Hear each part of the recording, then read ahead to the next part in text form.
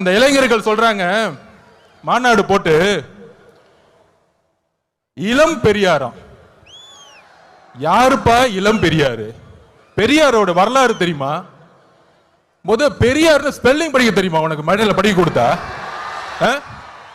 இதே ஈரோட்டில் மண்ணில் எத்தனை சொற்பொழிவுகள், எத்தனை மாநாடு, எத்தனை உழைப்பு, 70 வருட உழைப்பு.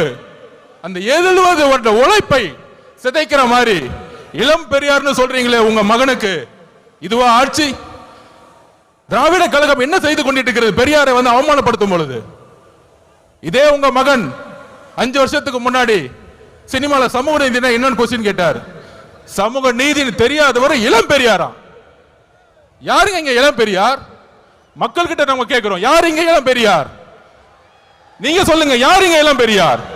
பெரியார் அவர்களுக்கு முன்னே ஒரு தலைவர் இன்னும் உருவாகவில்லை, எதிர்காலத்திலும் உருவாக்கப்பட முடியாது.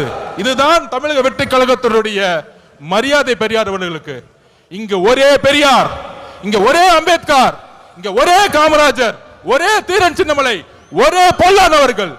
இந்த தலைவர்களை நீங்கள் அசிங்கப்படுத்தினால் தமிழக வெற்றி கழகம் மிகப்பெரிய போராட்டத்தை உருவாக்கும். 2026 எழுதி வச்சுக்கோங்க, 2026, 31, 36 போயிட்டே இருப்போம். தெளிவா இருக்கு, மக்கள் முடிவு பண்ணிட்டாங்க. உங்களுடைய சூதுனால மிகப்பெரிய இழப்புக்கு அப்புறம் தலைவர் அவர்களை மக்கள்கிட்ட இருந்து பிரிக்க பார்த்தீங்க.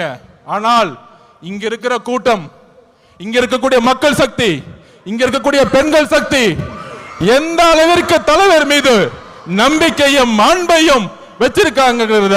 இந்த கூட்டம் இல்ல, இந்த மக்கள் கூட்டத்துடைய எழுச்சி இந்த ஆட்சியாளர்களை துரத்தக்கூடிய ஒரு எலெக்ஷனா இருக்குங்கிறத பதிவு பண்ணிது. தலைவர் அவர்களுடைய பேச்ச நீங்க மட்டுமல்ல, ஒட்டுமொத்த தமிழகம் கேட்கறது ரெடியா இருக்கு. கேட்கலாமா? நன்றி, வணக்கம்.